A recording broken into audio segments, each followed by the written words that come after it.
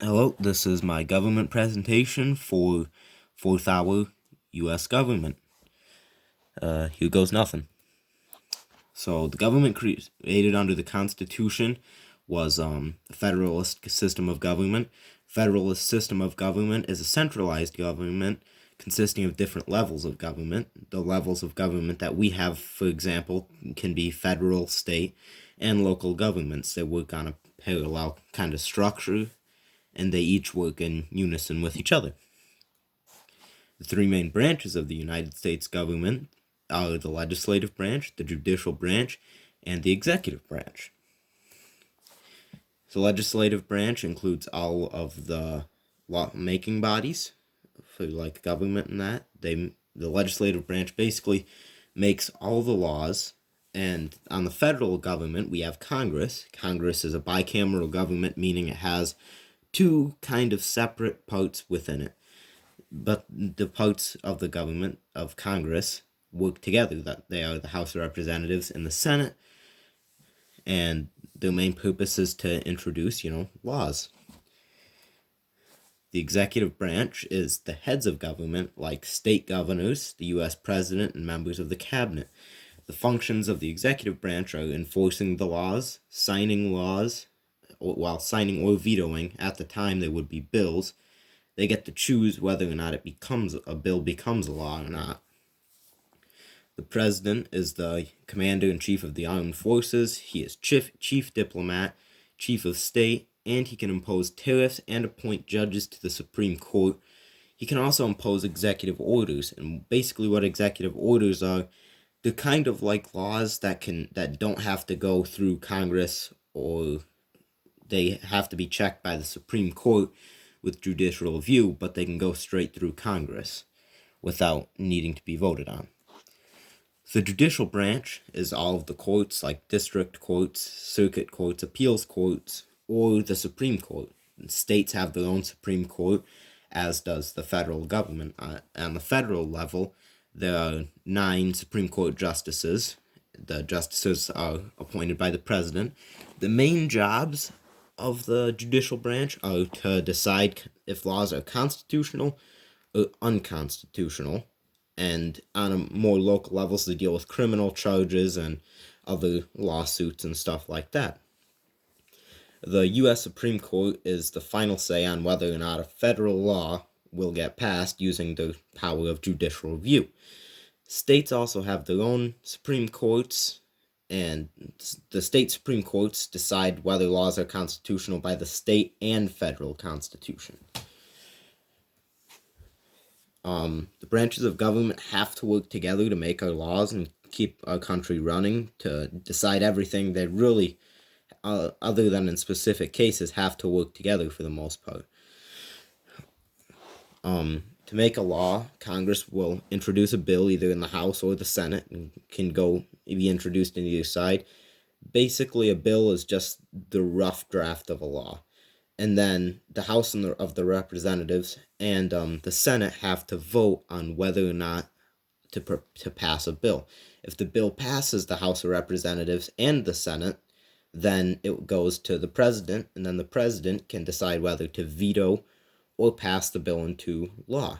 And then if it does pass the president, the Supreme Court can use their power of judicial review to decide whether or not that law is constitutional. If they decide unconstitutional, that law will not take effect. It works very much the same way on the state level, except the state House of Representatives and the state Senate will vote on that, and then the governor of the state will veto or pass it, and then the state Supreme Court will do the same thing as the federal Supreme Court. Checks on Congress. Congress is bicameral, having 2 parts, like we talked about earlier, and that is kind of a check on it as well, because one house has the ability to, like if Congress voted on something, then the House of Representatives could nullify that with their vote, back and forth. So they basically kind of check themselves. The executive branch can also veto a bill passed by Congress, but Congress, if it has what's called a supermajority or a 2/3 vote, which would mean 66, I think it was 60, yeah, like 67% would need to vote to pass a law, and then they can override the president's veto, but that is very unlikely to happen since there's a lot of members in Congress. Then the judicial branch can declare laws passed by Congress unconstitutional, which would render the laws moot.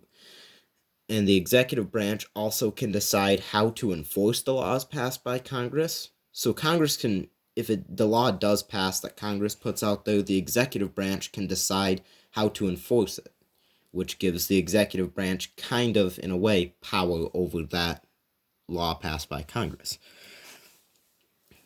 And checks on the executive branch.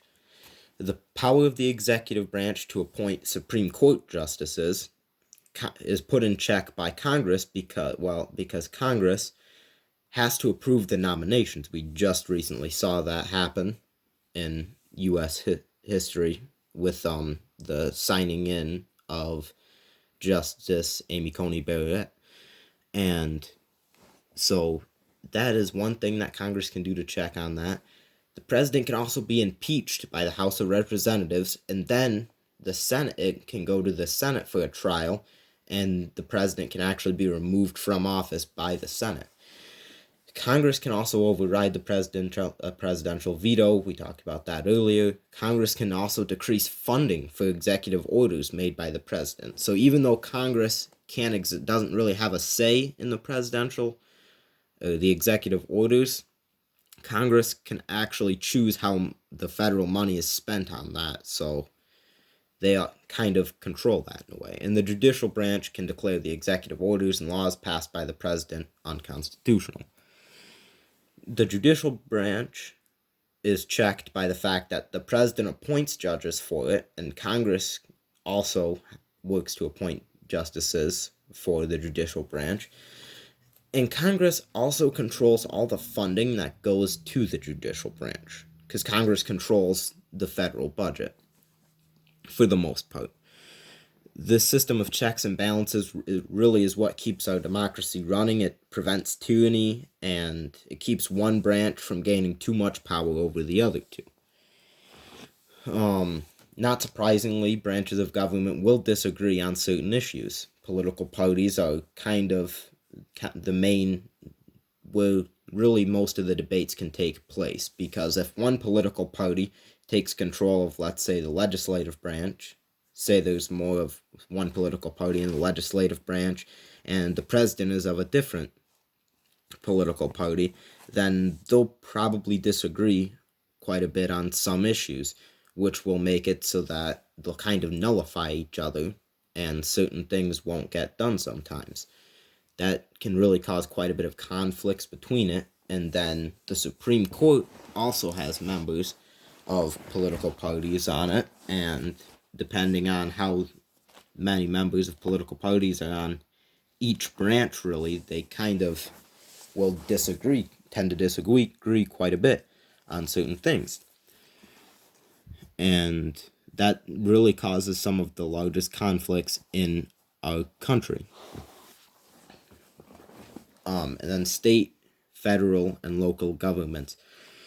The main difference between all of these levels of government is the issues that are addressed by them. Local governments will talk about like zoning issues, building permits, and road maintenance. They're like, your county government, your township government.